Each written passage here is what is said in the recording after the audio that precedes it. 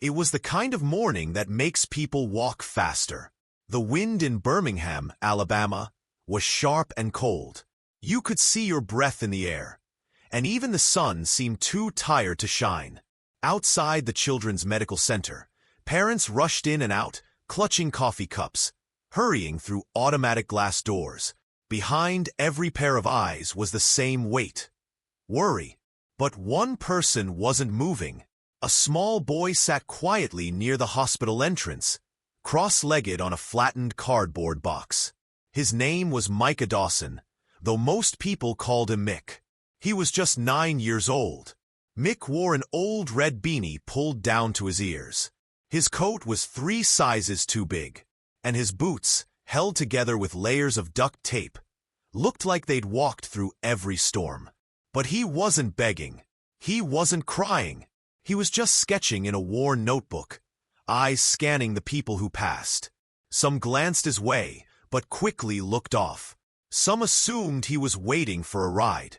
Some thought his parents might be inside. No one stopped to ask, except one man.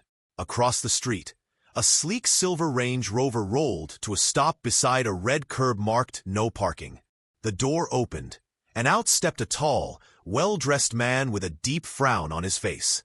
That was Jonathan Reeves, a man who had everything money could buy, but nothing could fix the one thing that mattered most.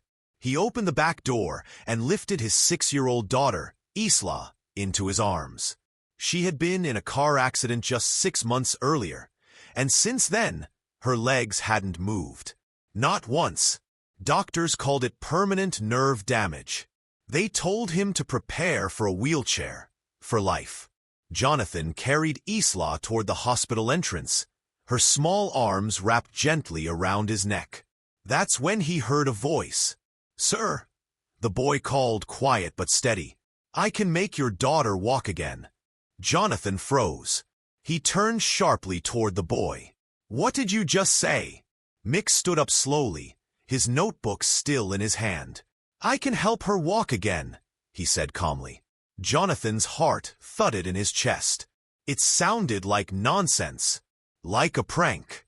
But there was no laughter in the boy's eyes, just calm, serious truth.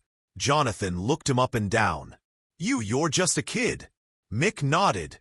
"That doesn't mean I'm wrong." Jonathan let out a short, humorless laugh. "Kid, you don't know what we've been through. We've tried everything." "I'm not everything," Mick said simply. "But I can try." Jonathan hesitated. His daughter looked at the boy curiously, her head tilting just slightly. "What's your name?" she asked softly. "Mick. I'm Isla." He smiled. "Nice to meet you." Jonathan shook his head and walked into the hospital, still carrying Isla. But for the rest of the day, he couldn't stop thinking about that boy in the duct-taped boots. The next morning, Jonathan sat at his kitchen table, Isla still asleep in her room upstairs. He couldn't shake it. The boy's voice kept playing in his head like a song he couldn't turn off. "I can make your daughter walk again." It wasn't the words that bothered him. It was how sure the boy sounded. Not hopeful, not desperate, just certain. Later that afternoon, Jonathan packed a thermos of tea and helped Isla into the car. But instead of going to the hospital, he drove to Harrington Park, the place the boy had scribbled on a scrap of paper before Jonathan walked away. Mick was already there. He sat under a large oak tree with a duffel bag beside him. There were no machines, no wheelchairs, no assistants. Just a tennis ball, some hand towels, a jar of cocoa butter, and a warm pack of rice tied inside an old sock. Jonathan stepped out of the car, arms crossed, unsure. "Where's your equipment?" he asked. "I don't need equipment," Mick replied. "My mama taught me with her hands. She was a physical therapist. She healed people with just movement and pressure." Isla looked at her dad, eyes wide. "Can we try, Daddy?" Jonathan sighed. 1 hour. That's all. Mick worked gently. He began with Isla's feet, pressing, flexing, holding pressure points. He asked her to tell him what she could feel. She said nothing at first. Then, after 10 minutes, she whispered, "My toes, they're tingling." Jonathan straightened. "Say that again?" "They're tingling." Mick nodded, as if he already knew. "Your nerves are waking up," he told her. "They just forgot how to talk. We're gonna remind them." For the next several weeks, the routine became their secret. Every Saturday and Sunday, Jonathan drove Isla to Harrington Park. Mick would be there already, waiting with warm packs, his cocoa butter, and a quiet smile. He never asked for money, never talked about himself. But what he did with Isla felt like magic. Except Mick said it wasn't magic. It was memory. Bodies remember how to move, he'd say. Sometimes they just need someone to help them remember. Week by week, Isla's feet moved a little more. Then her ankles. Then her knees. And with every twitch, Jonathan's heart cracked open a little wider. Not because he believed in miracles, but because he believed in a boy who did. By the third weekend, Jonathan stopped thinking of it as nonsense. He still didn't fully understand how a 9-year-old boy with no medical training could do what highly paid doctors couldn't. But the evidence was right in front of him. His daughter Isla had gone from limp silence to small movements. Her feet twitched. Her toes curled. Her legs responded. Not much, but more than they had in months. And it was all because of Mick. Every Saturday and Sunday, they met at Harrington Park, under the same big oak tree. Mick would arrive early, setting out the same few items: his rice-filled sock, a worn tennis ball, a bottle of cocoa butter, and a towel. No phone, no assistant, no parent. Jonathan started to wonder, where did this boy come from? One day, as Mick gently stretched Isla's calves, Jonathan asked, "Where do you go after this?" Mick shrugged. "Shelter. Sometimes the library. Depends. You don't have a home?" Mick shook his head like it wasn't a big deal. "What about your parents?" "My mom passed when I was 6. Cancer. My dad left before I was born." Jonathan didn't know what to say. This boy, this small, quiet healer, had no one.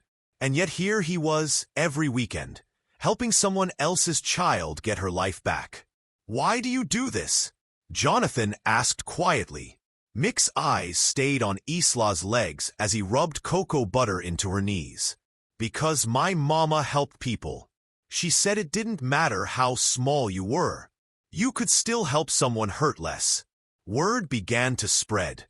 It started with a passing jogger who saw Isla take a wobbly step with Mick's help. Then it was a woman at the playground who noticed Isla's braces had been loosened. And soon, others came. A mother brought her son, who had nerve damage from birth. A father arrived, carrying a teenage girl who hadn't walked since an accident on a farm. No one asked where Mick learned it. They just saw the way his hands moved with care, how his voice stayed calm, how the children trusted him instantly. He never charged a cent. He never made promises.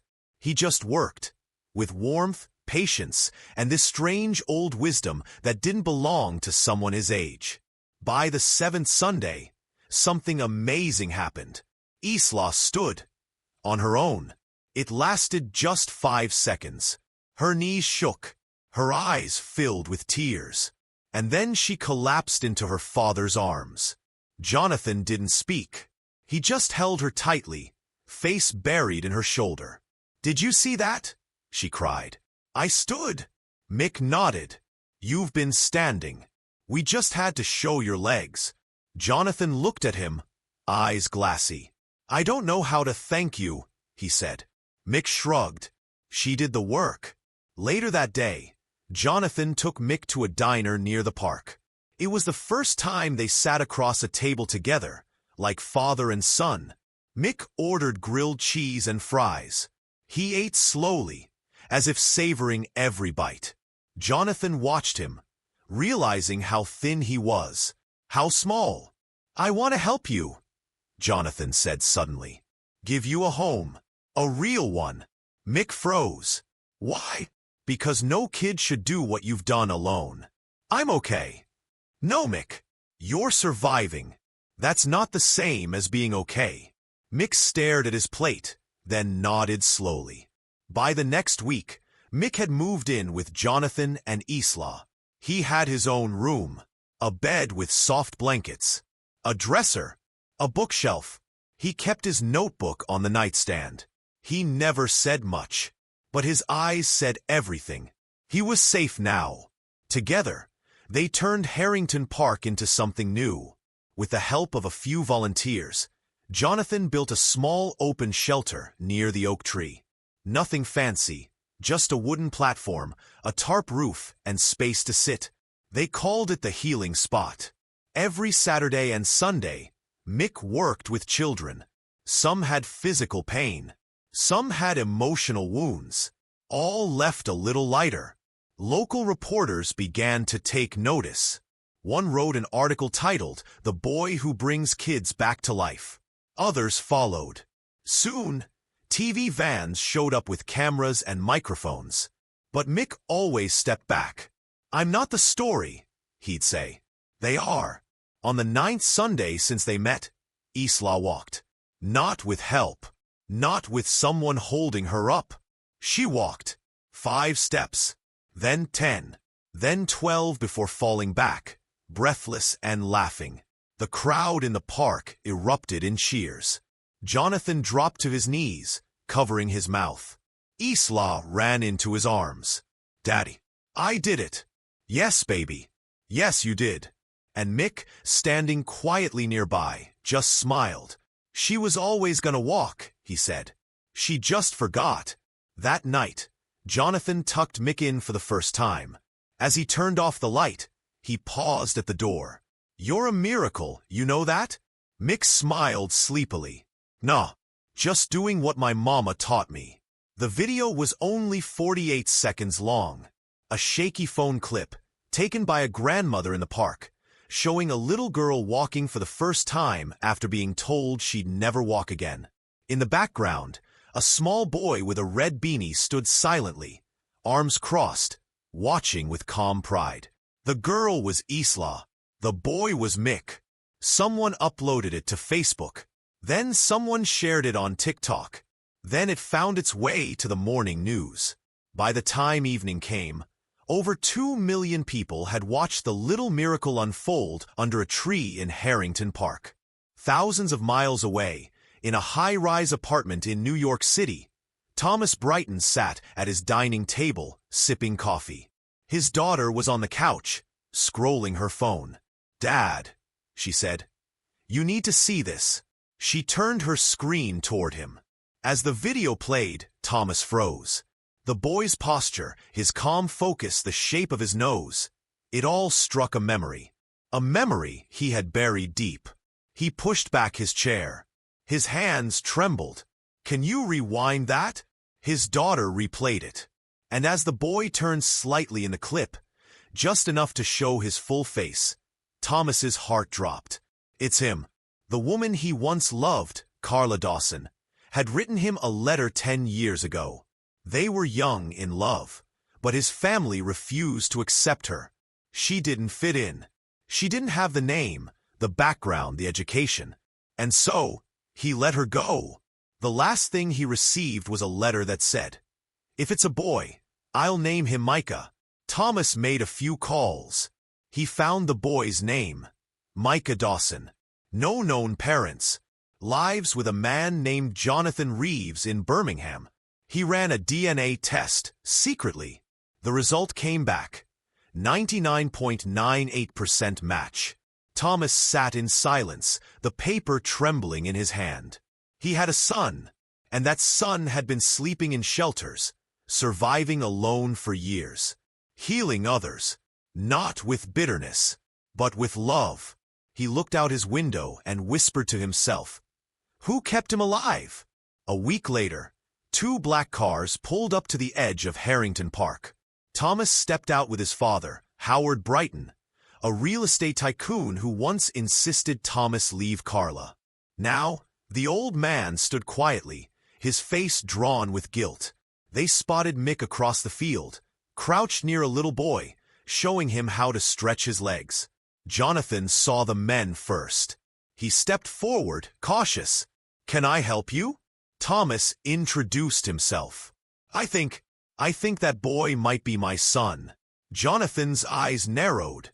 "And where were you all these years?" Thomas didn't argue. He just looked toward Mick, voice cracking. "Can I talk to him?" Mick stood up when he saw them coming. He didn't look afraid, just curious. Thomas knelt down. "Micah, my name is Thomas. I knew your mother." Mick's eyes widened slightly. "You knew Mama?" Thomas nodded, eyes wet. "She wrote me once. She told me about you." I didn't answer. I was wrong. Howard stepped forward, removing his hat. His voice shook. "You look just like her." Mick stared at both men. He didn't move, didn't speak. Then Thomas opened a small box he had brought with him. Inside was a tiny photo, one Mick had never seen. It was his mother, young and smiling, arms wrapped around a baby. "That's you," Thomas said. "That's the day she wrote me." Mick picked up the photo gently, as if it might break. He held it to his chest. No one spoke for a long time. Finally, Thomas whispered, "I can't change the past, but if you'll let me, I'd like to be part of your life now." Later that night, as the sun set over the park, Mick sat on a bench with Jonathan beside him. "Do you believe them?" Jonathan asked. Mick nodded slowly. I think I look like her." Jonathan placed a hand on his shoulder. "You can stay with me, or you can go with them. Whatever you want. I'm proud of you." Mick looked up at him. "I want to stay, but I want them to help us. Not just me. Everyone." Jonathan smiled. "What are you thinking?" Mick's voice was firm. "I want to build a place, bigger than the park. A healing center. For kids. For people like Isla. Like me." The Brightons didn't hesitate. They poured in funds quietly, behind the scenes. No press. No attention. Just action. Within months, the Dawson Healing Center opened its doors. A large, sunlit building near the edge of town with soft blue walls and wide windows. Inside were therapy rooms, warm beds, art stations, and even a small indoor garden. Mick didn't move in. He stayed with Jonathan and Isla. But he spent his days helping others, teaching what his mother once taught him. The body remembers how to heal. You just have to remind it. Mick never wanted fame. He didn't care about cameras or interviews. But people came anyway. Some to get help. Some just to see him. They left with more than hope. They left with proof that healing is real. That one boy, with no home, no fancy tools, and no reason to trust the world, had chosen kindness. Years later, when people asked him why he helped so many, he always gave the same answer. "My mama taught me how to use my hands." Then, he'd point to his heart. "But she also taught me how to use this."